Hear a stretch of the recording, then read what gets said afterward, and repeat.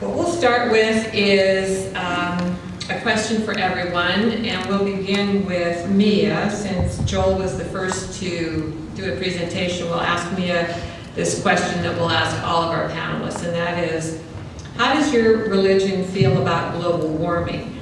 Is it real? And we'll ask our panelists to take about a minute and to stand, if you would, while you answer the question. Yes, we do feel that global warming is real. We feel that that unfortunately the way that us human beings have treated this wonderful planet that we reside on, we've been very bad, I guess, so to speak. And we haven't taken care of our Mother Earth, therefore she's retaliating against us. Okay, thank you. Rabbi?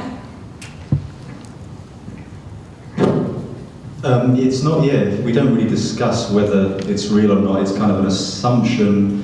There's really no modern or traditional voices in Judaism who are speaking out against the reality of global warming.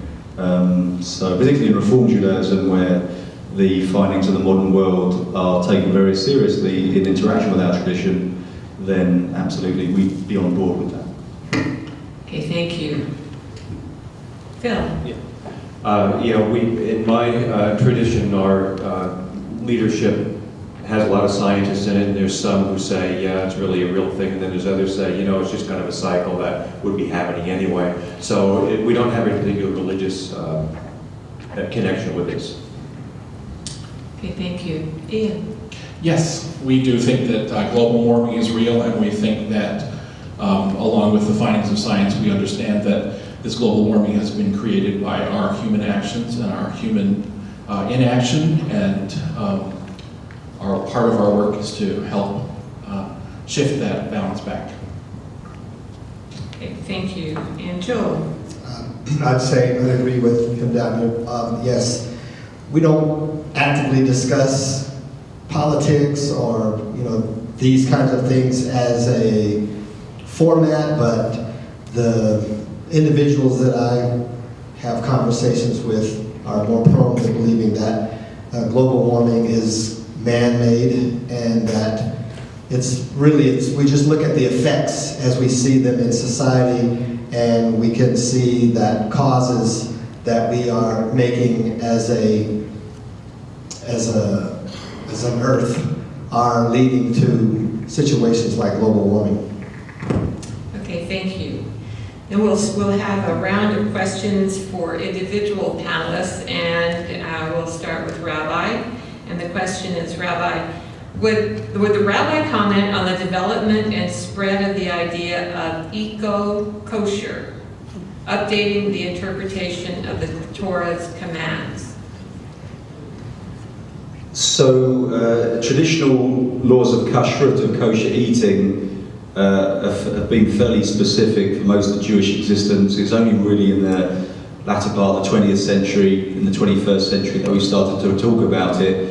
It's really a phenomenon mainly in the more modern versions of Judaism, particularly in Reform Judaism, Reconstructionist Judaism.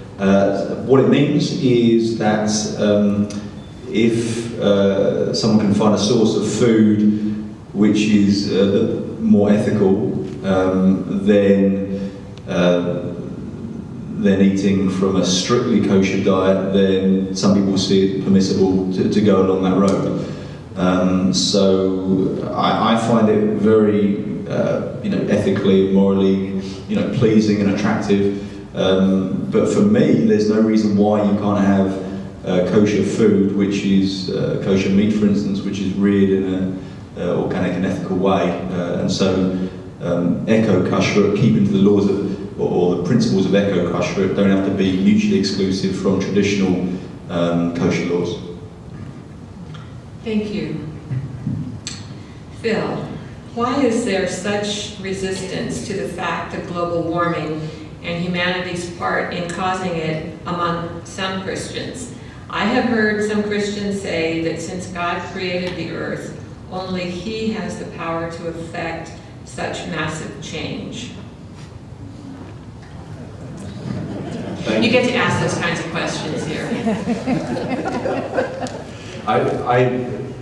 I think, do I understand the question correctly, that there are some people in Christianity who say that, what was it again, the last one? I have heard some Christians say that since God created the earth, only He has the power to effect such massive change, i.e. global warming. No, we would not, at least in the base of my tradition, we would not say that. We have the responsibility. God told the humans, tend and care for it. Okay, thank you. Ian, are we bound to make the required changes to keep humanity and the planet alive primarily by devastating crisis? Can you say that again? Are we bound as humans to make the required changes to keep us, humanity, and the planet alive primarily by devastating, I think this would be through devastating crisis? And this may be hearkening to things like Sandy, what the hurricane that's just occurred in the north. Well, I think that, and I'll speak for myself mostly, but grounded in my tradition, that we human beings, we understand that human beings have a dark side as well as a bright side, that we have a destructive side as well as a creative side, and that there are times that we act in ways that are not in everybody's best interest. And I think that events like Sandy are horrific reminders to us of the effects of our actions. And I think there are times we get so caught up in self and in acquisition and in comfort that we forget. And so it's unfortunate that sometimes it has to be these things that shock us into realizing the effects of our actions.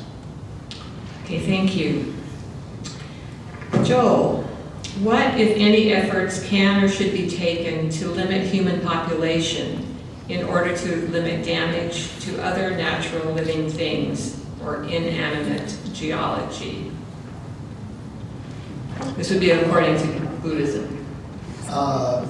Buddhism doesn't specifically address limiting population growth. I think, obviously, the way things are now, we could use up all the natural resources. However, Buddhism also teaches that we are infinitely creative and that even whatever situation might be thrown at us or that we might create, we can also create the solution. So it just takes being in the proper life state in order to create the solution as opposed to just give in to the problem. Okay, thank you.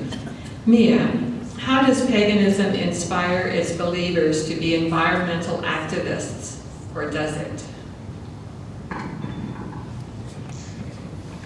Well, I do believe that paganism inspires its followers to be environmentalists or activists because we worship the ground we walk on.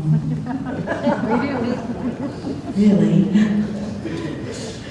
And we worship the earth, and we want to leave it for others that come after us. Thank you very much. We're going to have another question for everyone. We'll start with Phil. And this one is, how has the idea that real life is the life after this life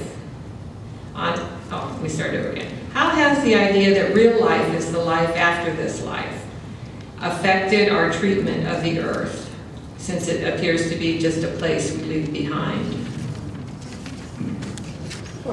Yeah, it's a good question. I think in our tradition, the life that we live after, this is a real life too. And it doesn't relieve you of the responsibility for dealing with what we need to deal with here, the kind of changes that we need to make. Does that answer that? Or? I think so. Okay, thank you. I'm sorry, that's okay. In our tradition, we don't have a common understanding of what happens after we die. And so, I think that's true. Yes, they're nodding their heads at me. So our focus is here and now. Our focus is what are we doing here and now. And we have learned in our history, and we have learned from our pagan brothers and sisters who have joined us, and we have heard the voices of our Native American friends and neighbors that, and as the rabbi mentioned, we are here and we are responsible for the here and now, and we're responsible for leaving this place, an abundant place for those who follow us to many generations. And so what happens in the afterlife, I think for our tradition is relatively irrelevant to what we need to be doing here and now. Okay, thank you. Joel? Buddhism teaches that the important thing is how you live this life, and that the way you live this life will be carried into the next life and the next life. So it does not teach that the next life is the best life. It teaches that every moment is the best moment to transform yourself into the best person.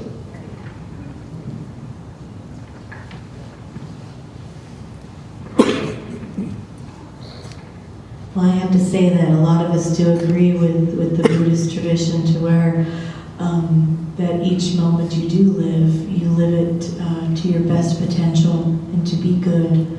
And there is a life after life. And the way you live this one is going to have an effect on your next one and the next after that. It's a karmic thing. Okay. Rabbi? In the Hebrew Bible, there's really hardly anything about life after death.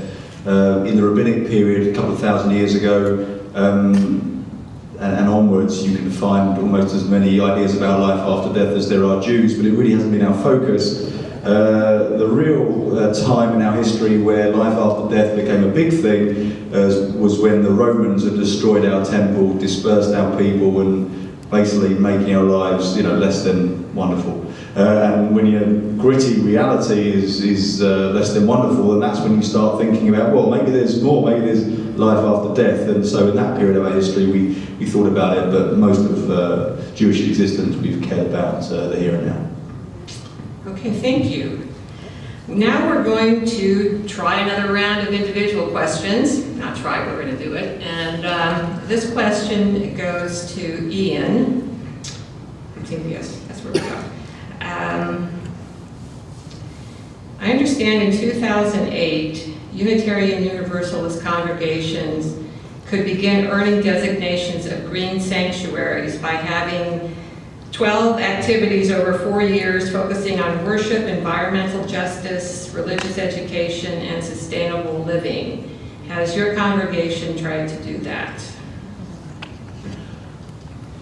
Well, I've been here 4 months now, 3 months now. I don't know that we haven't started formally working towards being a green sanctuary congregation, but I do know that we have installed solar panels, for example, which generate almost the entirety of our electric use comes from the energy generated from our solar panels.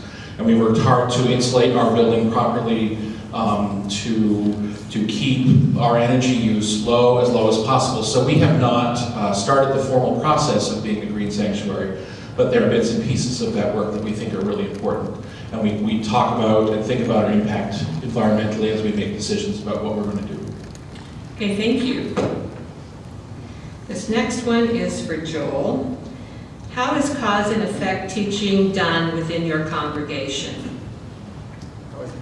Yeah, cause and effect. So, yeah, how is it done?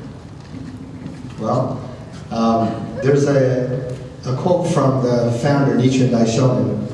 He says, if you want to understand the causes you made in the past, look at the effects that are manifesting in the present. And if you would like to know what kind of effects you will receive in the future, look at the causes that are being made in the present. So it doesn't take, it's not rocket science It doesn't take a lot to help people understand that the causes that they make are creating the life that they're living. So we basically have dialogue with people, and they tell us about their life. And I can sit with somebody in 2 or 3 minutes and find causes that are leading to whatever difficulty they're experiencing. So it's not that difficult. Easy for you to say. Okay, well, thank you. Mia, do you think that Earth has been overlooked and abused and taken for granted in patriarchal society because it is considered feminine and is Mother Earth, and that the world is still primarily devaluating women? Yes, yes, and yes.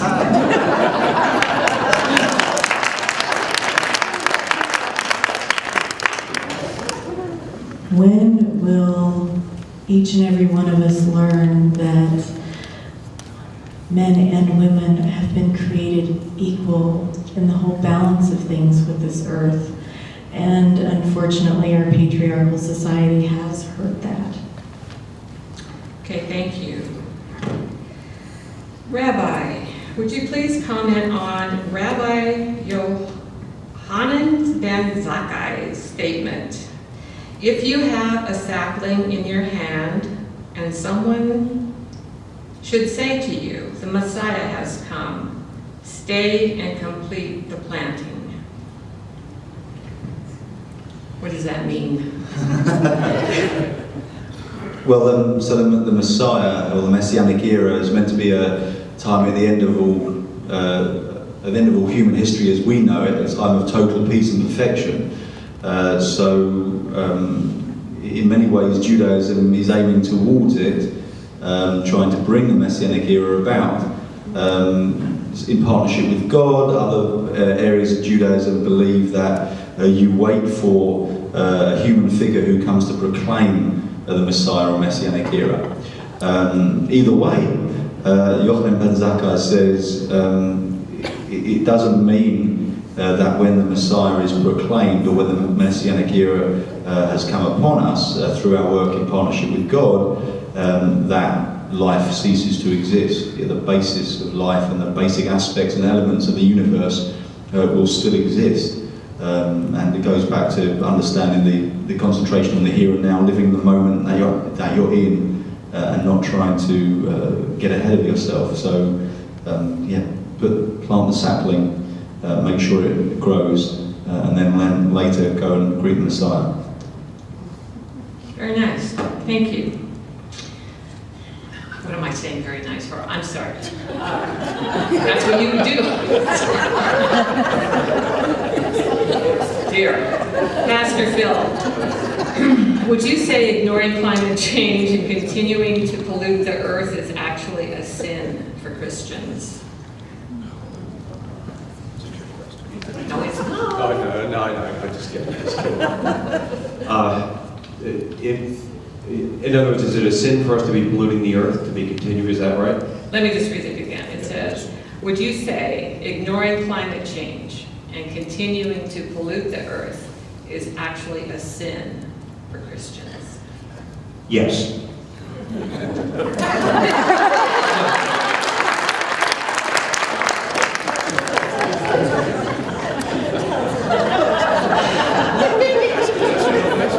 Alrighty then. Okay, well, we've never done this before, but we're out of questions. So what I'm going to do now, because for those of us, or for those who have, the witches have a lot of questions here, but we're out of questions for some of the rest of you. And so what I'm going to ask is that we start with Buddhism, and if you have closing comments, something that you have not wanted, or you have not had a chance to say, or something that you need to clarify, that you get 2 minutes to do that.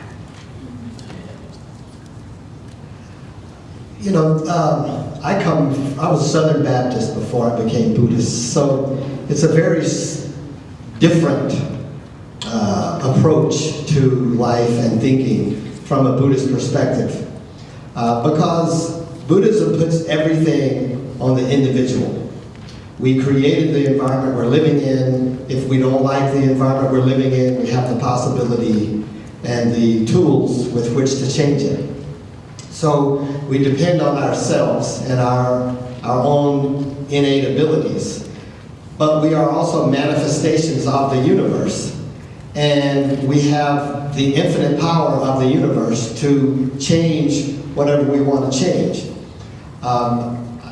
I think many people look at Buddhism and think, oh, well, you know, now you're a Buddhist, you kicked Jesus to the curb and you threw Allah out, and now you are an atheist, or I don't know what you are, but you're not what I think you should be.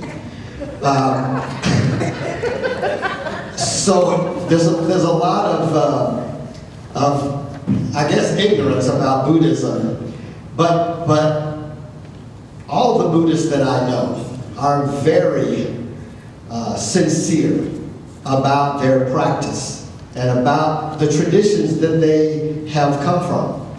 And so I know people who chant to be better Christians.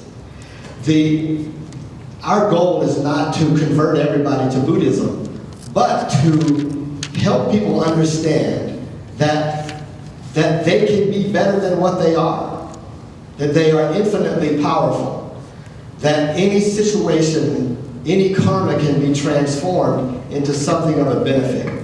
So we encourage people to chant the phrase Nam Myoho Renge Kyo, which stimulates your Buddha life condition, and that's all we do.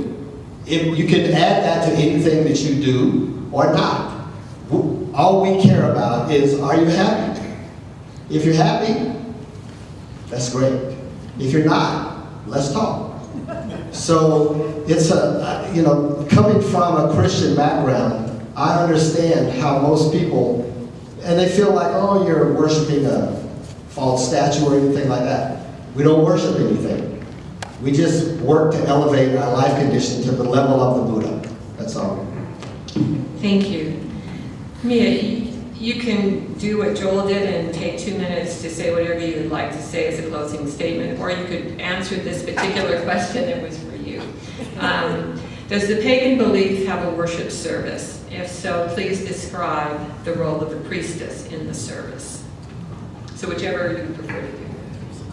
I would be more than happy to answer that question, because the role of the priestess is not to sacrifice animals.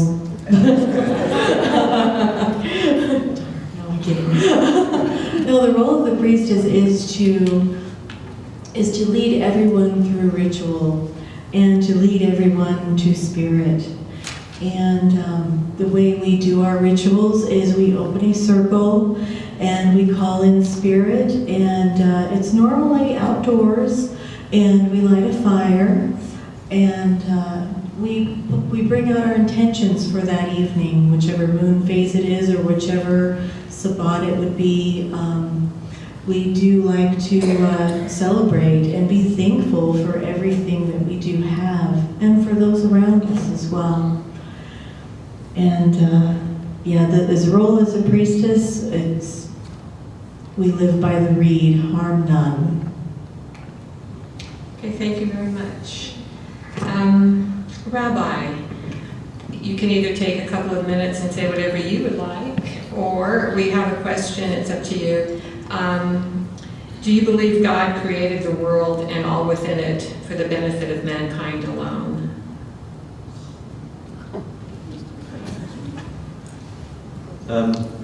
It's a good question, but I'm going to leave it for another time. Perfectly lovely question, but I found something that linked with comments that colleagues to the left and right of me said. So, second chapter of Genesis, verse 7. In the Hebrew it says, "Vayitzer Adonai Elohim et Adam afar min ha'adamah." Can you please translate? Okay.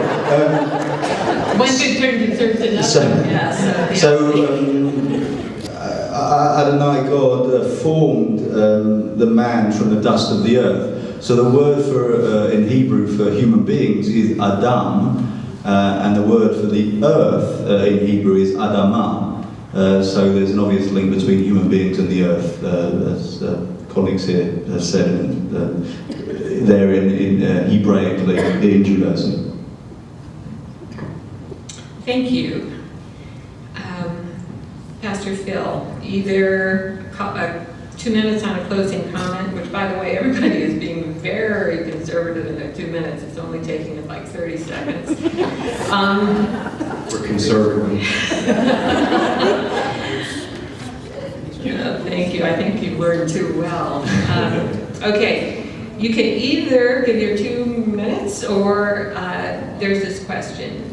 In Revelation, Jesus says to conquer about 6 times. What does that mean?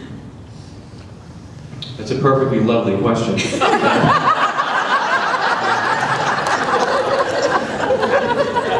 It really goes so far afield of why we're here, and I hope I'm not hurting anybody's feelings. I would prefer not to deal with that. What I'd like to do is to go back to what I did not mean to be flippant before when I was asked if we continue to pollute the atmosphere and treat the earth poorly. Is that sinful or is that a sin? And I said yes. Let me expand. I think this is important, and it probably won't take 2 minutes, and that is that rather than thinking in terms of being sinful, what I would like to do is think in terms of how can I be faithful? How can I be faithful to what God is calling me to do? As a person who's put on this earth to do whatever, but also since it sustains me and it's a gift to me, then how can I be faithful? That would be my prayer, as it were.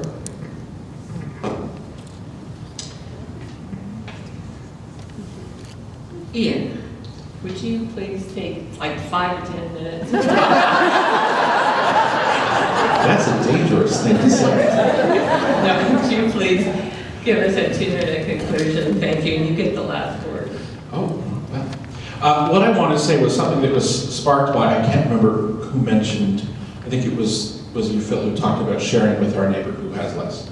And I think one of the things that we, as Unitarian Universalists, and I know this is true, in other traditions have come to learn over the last few years and come to understand more deeply. As we've done work on anti-racism work, as we've done our environmental work, as we've done work around sexual justice issues, is understanding that none of these issues exist separate from the others. So that when we talk about environmental issues, when we talk about environmental impact, we can't help but notice that the impact of environmental change is so much more dire on those who are less well off, so much more dire on the poor and on those without in other parts of the world and in parts of this country. And so our understanding of the work that we need to do is not just how do we stop polluting, but how do we understand how to help shift whole systems. We know that pollution happens, that pollution trash sites and pollution sites happen more frequently in less well-off neighborhoods that have no voice in the political system. And so I think part of our work is to raise that understanding, that we are interdependent with the earth, but we're also interdependent with our neighbors, and that all of our traditions at some level call us to love our neighbor as ourselves, and that's the heart of this work, the heart of environmental work, in some ways, is the work of saving our neighbors. And I don't think we can forget that. I think that's what drives so much of my concern. So, Thank you very much. And on that note, we have concluded our 5th forum and our 25th season. And so we'd like to thank all of you for being here. We thank again our Rabbi, don't clap yet, Rabbi, Temple Sinai, all of our panelists, our Karen and Ruthie and Iris and Dennis and Robert. Thank you all, and Diana. Thank you all for putting the program together and playing the roles that you have. And we hope you'll be here, God willing, and the creek don't rise for the next 25 years that we do these. And we hope you also stick around for some refreshments. You have the evaluations, we want them back. And we hope that you'll give us some ideas about next year's forums by some of the titles that you leave for us, if you would please. And now we get to clap again.